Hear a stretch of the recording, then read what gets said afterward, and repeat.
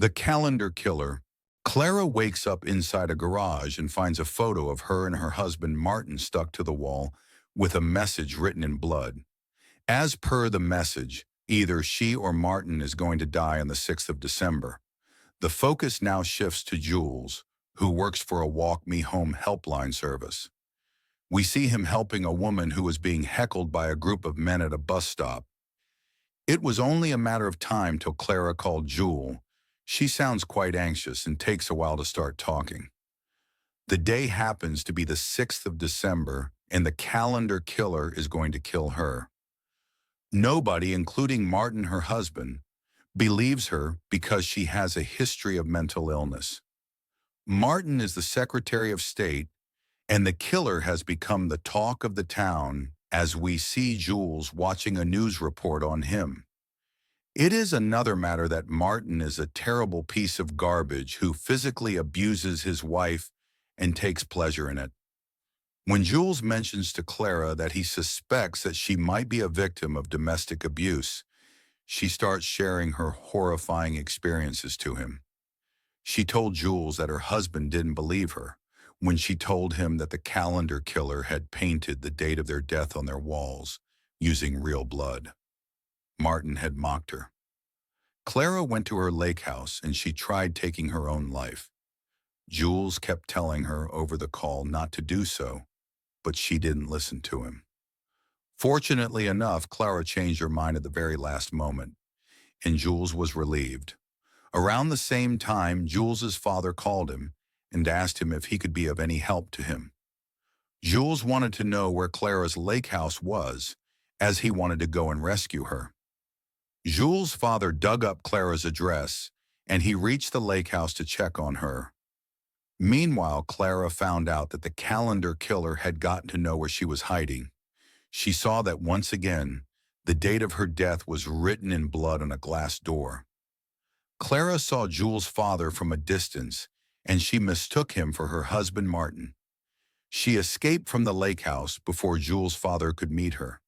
Clara ran as fast as she could, but before she could reach a safe place, she stumbled and fell unconscious. Luckily, a passerby named Hendrik saw her and rescued her. Clara was in Hendrik's car when suddenly a car stopped right in front of them.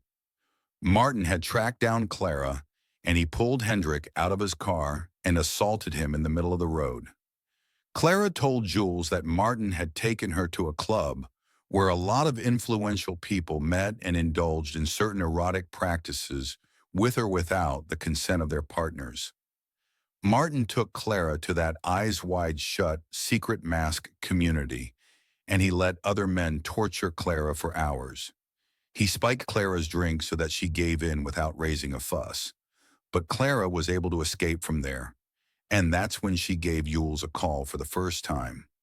Once Clara went and sat in Martin's car, we came to know that she was actually a victim.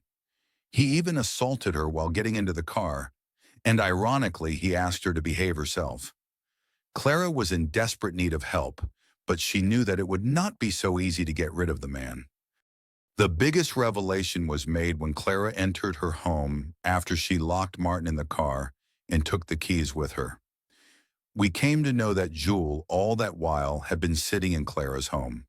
He had held Vigo, the babysitter, captive for the longest time, and he was tracking each and every movement that Clara made. Jules was the calendar killer himself, and he told Clara that she would have to kill her husband if she didn't want to die a painful death. She requested Jules to let her go as she was going to leave Martin anyway. But Jules was not ready to listen to her.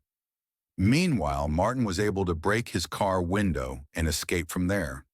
He entered his house but was unable to overpower Jules.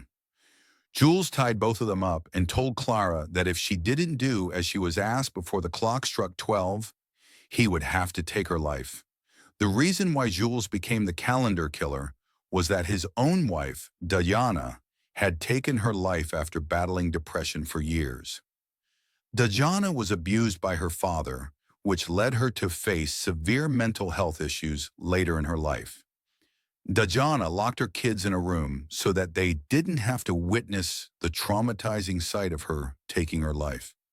But a fire broke out in the house, and before Diana could do anything, all of them, except one daughter, got burnt to death. Fabiana, the daughter who survived, was taken to the hospital, but she too succumbed to her injuries eventually. Life was never the same for Jules after that day. He targeted families where the women were subjected to domestic abuse. He always gave a choice to the woman to kill her partner, and if she didn't do that, he took her life. But this time around, Jules wasn't able to execute his plan. Before he could kill Clara, his father, who had been following Clara since she left her lake house, shot him dead. Jules's father took his life as he had come to know that he was the calendar killer. He had recognized his writing when the media channels showed the picture of the note he left on the walls.